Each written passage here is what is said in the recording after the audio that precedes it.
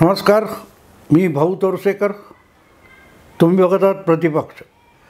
मित्रांनो, पुस्तकासंबंधी प्रतिपक्ष प्रकाशनच्या पुस्तकांच्या संबंधी जी माहिती आवश्यक आहे ती खाली डिस्क्रिप्शन बॉक्समध्ये दिलेली आहे. आता मी परत आजच्या विषयाकडे वळतो. 5व्या आणि 6व्या फेरीचं मतदान संपलेलं आहे मी बोलतोय तेव्हा, आणि आता केवळ एक आठवडा शिल्लक आहे जेव्हा शेवटच्या फेरीचं मतदान बाकी आहे. म्हणजे 1 जून 2024ला 7व्या फेरीचं 50-55 जागांचं मतदान बाकी आहे. म्हणजे जवळपास 543 पैकी 500च्या आसपास मतदान पूर्ण झालेलं आहे. 490 वगैरे नेमका आकडा सांगायची गरज नाही. आणि या वेळेला या दरम्यान म्हणजे साधारण 4थ्या-5व्या फेरीनंतर पंतप्रधान नरेंद्र मोदी आणि गृहमंत्री अमित शहा यांनी भाजपला झालेल्या जागांच्या मतदानातून आधीच बहुमत मिळालेलं आहे. आता फक्त 350-370चा आकडा 400 पार गाठायचा आहे असं जे आवाहन करण्यात आलं, त्यामुळे आधीच गोंधळलेले सगळे विरोधी पक्ष आणि सगळे विरोधी पत्रकार, विश्लेषक कमालीचे बिथरलेले आहेत. आणि म्हणूनच शहा आणि मोदी किंवा भाजप यांच्या दाव्याला दुजोरा देणारी वक्तव्य प्रशांत किशोरकडून आली. यामुळे ही सगळी मंडळी कमालीची बिथरलेली आहेत. कारण त्यांची अपेक्षा अशी होती की निदान प्रशांत किशोरसारखा माणूस भाजपला बहुमत मिळवणं सोपं नाही असं म्हणेल. खरं बघायला गेलं तर जे कोणी ओपिनियन पोल वगैरे चालवतात, एक्झिट पोल करतात, सर्वे घेतला, चाचण्या घेतल्या म्हणून दावे करतात, त्यांचे आकडे हे सातत्याने आणि बहुतांश वेळेला संपूर्ण चुकीचे ठरलेले आहेत. तरी त्यांना धारेवर धरण्याची हिंमत ज्या पत्रकारांनी कधी केली नाही ते सध्या प्रशांत किशोरवर तुटून पडलेत. आणि गंमत अशी आहे की प्रशांत किशोर हा कोणी चाचणीकरता सेफॉलॉजिस्ट नाही आहे. त्याने कधी हा जिंकेल तो जिंकेल इतके आकडे असतील असे दावे केलेले नाहीत. तरी त्याच्यावर भडकणारे आणि ज्यांचे आकडे वारंवार तोंडघशी पडलेत अशा लोकांना अंजाळणारे गोंजाळणारे पत्रकार बघितल्यानंतर लक्षात येतं की निवडणुकीचा निकाल मोदी शहा म्हणतात तसाच लागणार आहे, लागलेला आहे. आणि मतदान शिल्लक असलं तरी त्याच दिशेने जाणारं आहे याविषयीची खात्री या लोकांना पटलेली आहे. आणि त्यातून मग हे बिथरले पण आलेलं आहे. बाकीचे काय चाचणी करते सांगतात वगैरे ते ठीक आहे, पण प्रशांत किशोरवर या लोकांचा जो राग आहे तो समजून घेण्यासारखा आहे. याचं कारण चाचण्या वगैरे न करता प्रशांत किशोर निवडणुकीमागचं तर्कशास्त्र अतिशय सुसंगत पद्धतीने मांडतो की कुठल्या कारणास्तव भाजप जिंकणार आहे. हे लॉजिक लोकांना आवडत नाही आहे. लोकांना याचा अर्थ जे मोदी विरोधी पत्रकार विश्लेषक आहेत त्यांना ते आवडत नाहीत. याचं कारण गेले 3-4 महिने, खरं म्हटलं तर जवळजवळ 9-10 महिने या लोकांनी तिसऱ्यांदा मोदी पंतप्रधान होणार नाही, मोदींची हॅट्रिक होणार नाही म्हणून जो डंका पिटलेला आहे, डांगोरा पिटलेला आहे, ढोल पिटलेले आहेत, त्यांची तारांबळ उडाली आहे. कारण त्यांच्या मनाविरुद्ध असलं तरी तसं होताना दिसते. मित्रांनो, मी मुद्दाम तुम्हाला प्रशांत किशोराविषयी परत एकदा समजावणार आहे.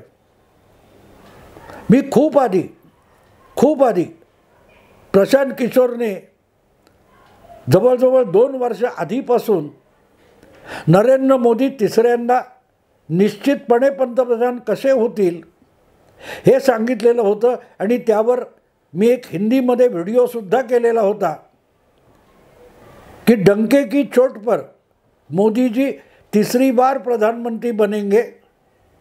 हे 2 वर्षापूर्वी 1-2 मुलाखतीमध्ये प्रशांत किशोरने सांगितलं होतं आणि त्याचं त्याने तर्कशास्त्र मांडलं होतं। त्याने सर्वे घेतला नव्हता की मोदींची लोकप्रियता किती आहे काय आहे, जो वेगवेगळ्या पक्षांना एक रणनीती आखून देऊन निवडणुका जिंकून देऊ शकतो त्याच्याकडून तुम्ही आकड्याची अपेक्षा बाळगायची नसते।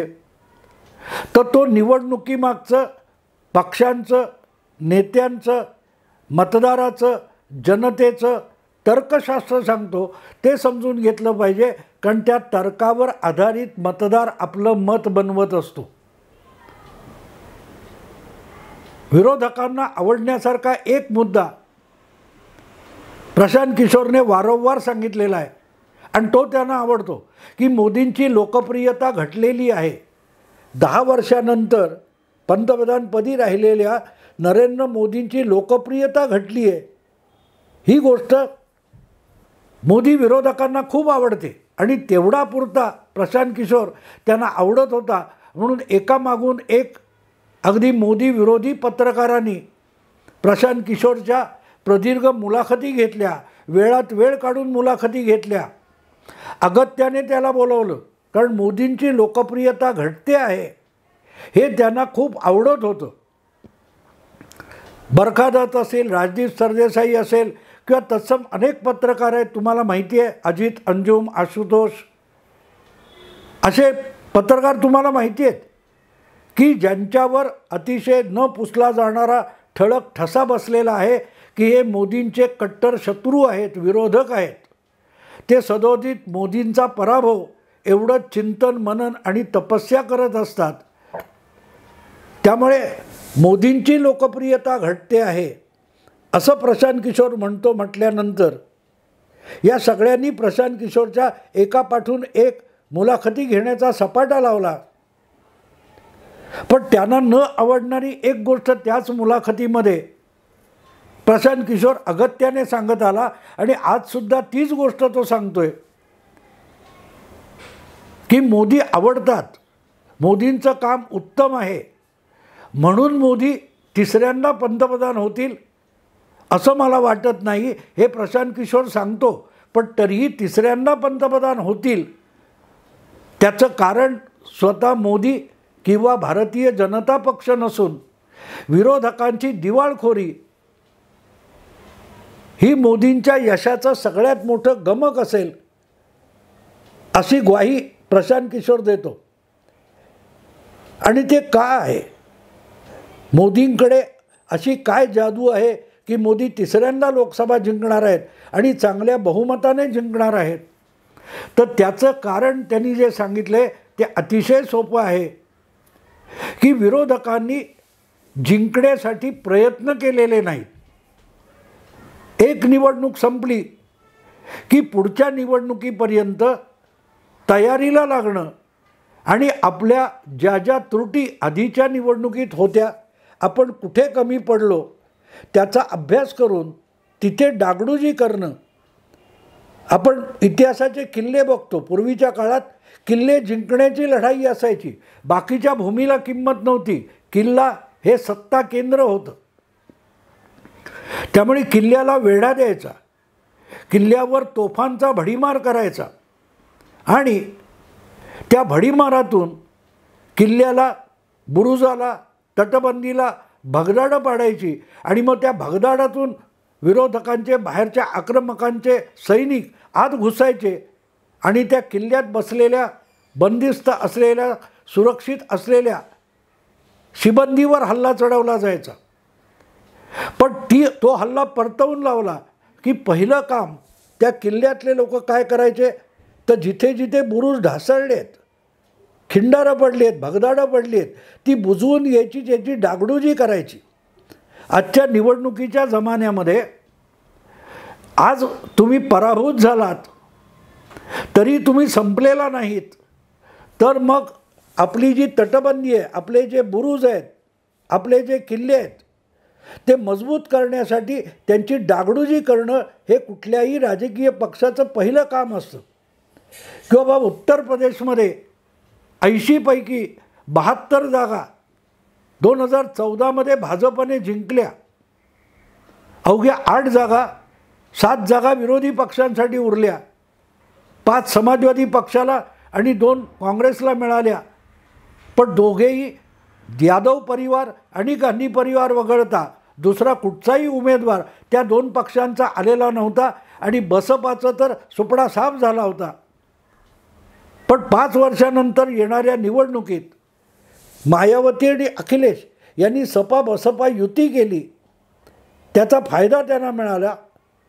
त्यांनी भाजपच्या 10 जागा कमी करून दाखवल्या की आपल्या मतविभागणीचा फायदा भाजपला मिळतो, तो मिळू द्यायचा नाही. हे उत्तर प्रदेशपुरतं या 2 पक्षांनी 2 नेत्यांनी ठरवलं आणि भाजपच्या 10 जागा कमी झाल्या होत्या. त्याला डागडुजी म्हणतात.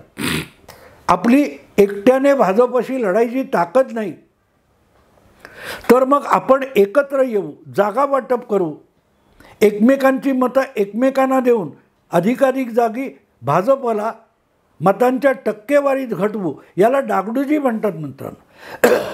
ही डागडुजी 2014 पासून 2019च्या काळामध्ये उत्तर प्रदेशात अखिलेश आणि मायावती करू शकले, तर मग अखिल भारतीय पातळीवर सर्वात मोठा विरोधी पक्ष असलेल्या काँग्रेस पक्षाला विविध प्रादेशिक आणि छोट्या पक्षांबरोबर 2019साठी आघाडी करता आली असती, ती केली नाही.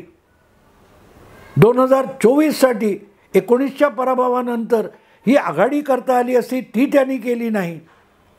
म्हणूनच 31% किंवा 38% या बळावर भाजप 282 किंवा 303 जागा मिळवू शकला. आपल्याला बहुमत मिळत असताना सुद्धा एकपक्षीय बहुमत भाजपने मोदींनी 2दा मिळवलं.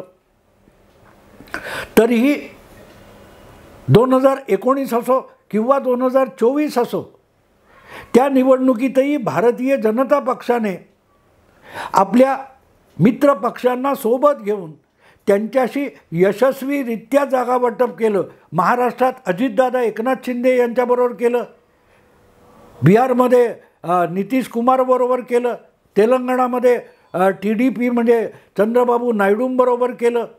आणखी कुठे ज्यांचे काही छोटे पक्ष होते त्यांना सोबत घेऊन भारतीय जनता पक्षाने एकपक्षीय बहुमत असतानासुद्धा थोडं पडतं बाजू घेऊन आघाडी जमवली. हेच काँग्रेसला करता आलं असतं आणि हे काँग्रेसने केलं नाही.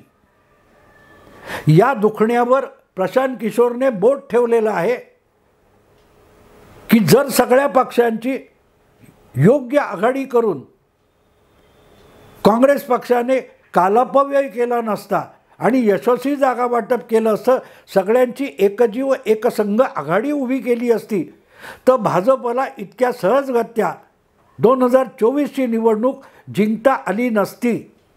आणि म्हणून परत एकदा तिसऱ्यांदा मोदी बहुमत मिळवतील आणि भाजप तिसऱ्यांदा चांगल्या बहुमताने सत्तेवर येईल, तर ते त्यांचं कर्तृत्व असण्यापेक्षा विरोधी पक्षांचा नाकर्तेपणा असेल. हे साधं सरळ तर्कशास्त्र आहे आणि तेच तर प्रशांत किशोर सांगतोय.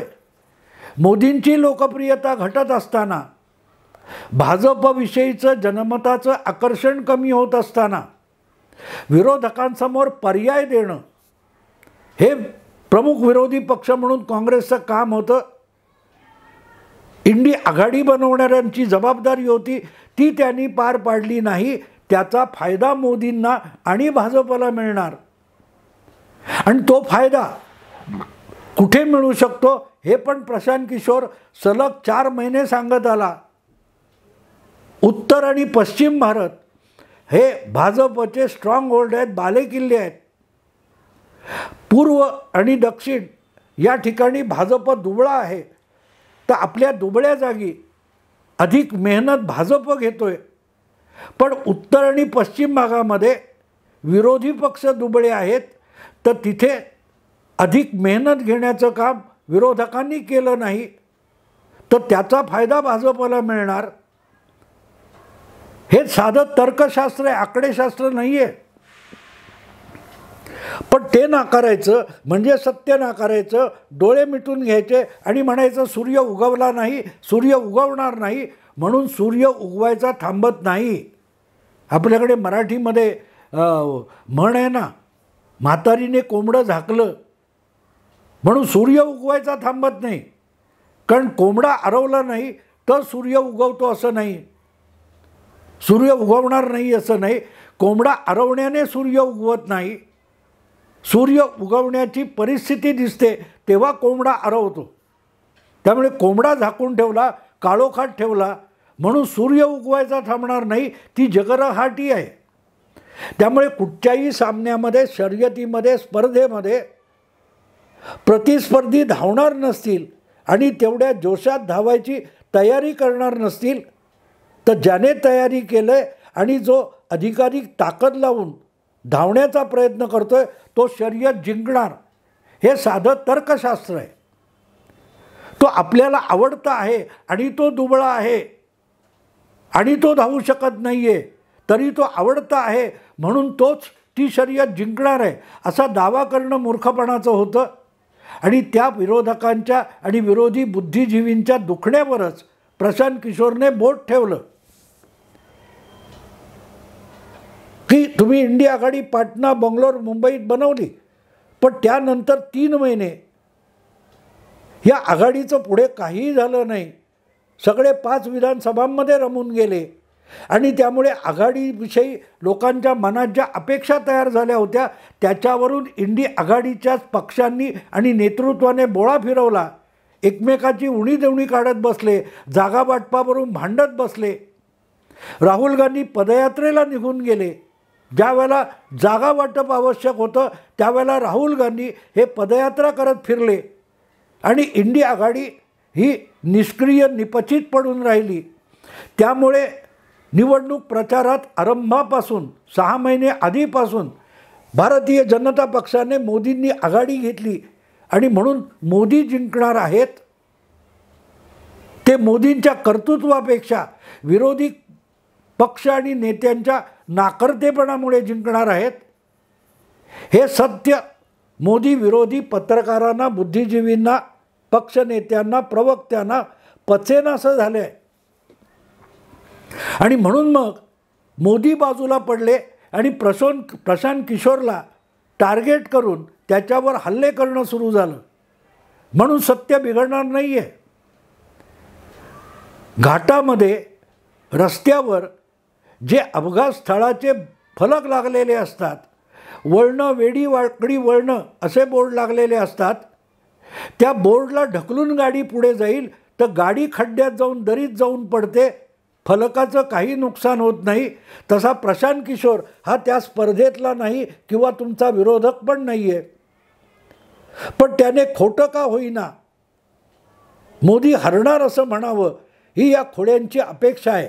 तो देवानंदच्या एक कुठचा तरी चित्रपट मला आठवतो, त्याच्यात एक गाणं होतं, पल भर के लिए कोई हमें प्यार कर ले झूठा ही सही,